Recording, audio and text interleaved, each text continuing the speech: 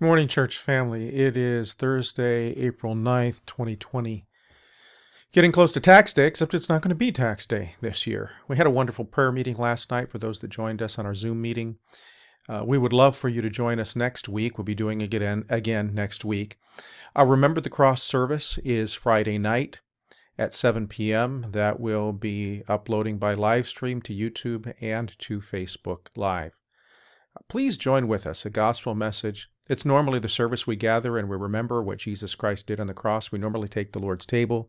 We'll be talking about the Lord's table in that service, but we won't actually be taking the Lord's table. Please pray for Brother Carl, who is probably in his last days at this point. He has been declining with cancer for a number of months now, and so please pray for Carl and Louise and the family. I'd like to point you in the scriptures to the book of Luke, chapter 10, verse 25 through 41. That's Luke chapter 10, verses 25 through 41. It's an interesting passage because we have here two parables, or two stories side by side. One is a parable and one is a story about something that actually happens in the life of Jesus. Jesus tells the parable of the Good Samaritan, and you know the story of the Good Samaritan. Two different people that pass by, and then there's the one that actually takes the man who has been robbed and left for dead beside the road. So Jesus said, a certain man went down from Jerusalem to Jericho and fell among thieves, who stripped him of his clothing, wounded him, and departed, leaving him half dead. Now by chance, a certain priest came down that road. We have a religious person. And when he saw him, he passed by on the other side. Don't want to have anything to do with him.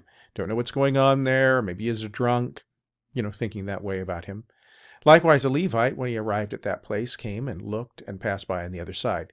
Both supposedly teachers in Israel, both the priests and the Levites coming from the Levitical line. But a certain Samaritan, who was considered a religious outcast, as he journeyed, came where he was, and when he saw him, he had compassion.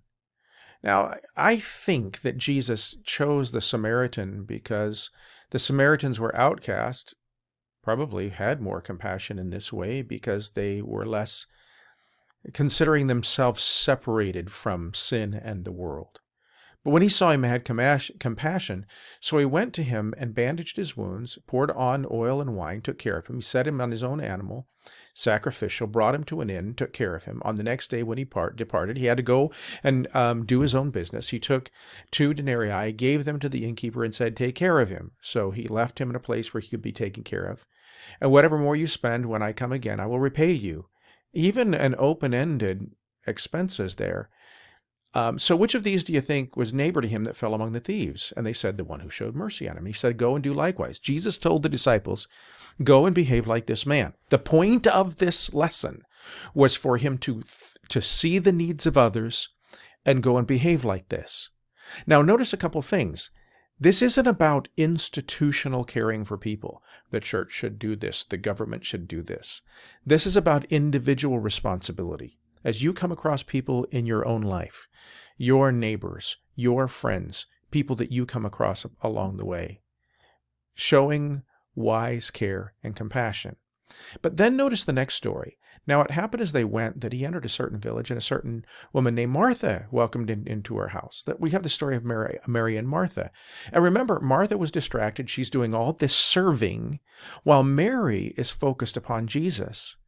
And Martha says, wait, tell her to help me. And Jesus said, Martha, Martha, you're worried and troubled about many things, but one thing is needed. Mary has chosen the good part, which will not be taken away from her.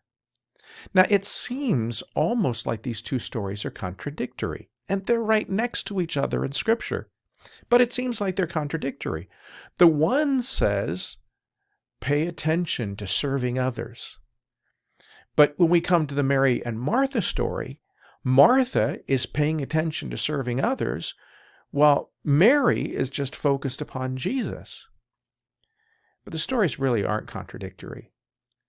The point is that we need to be focused upon Jesus and let the outflow of that temper, color, alter everything that we do. Mary was distracted by much serving, but much serving became the focus of her life. Does that happen to you? It easily happens to us. We do things, but we do things for the wrong reason. We do it so that we'll be loved or cared for by others. There's no indication here that the Good Samaritan expected to be loved or cared for by the man who was attacked and left by the road. He just showed care. He showed compassion. And so Martha showed care and compassion. Let's do the same thing. Let's be focused upon Christ and then share the love of Christ with everyone around us. Have a great day. Looking forward to seeing you tomorrow night in a Remember the Cross service.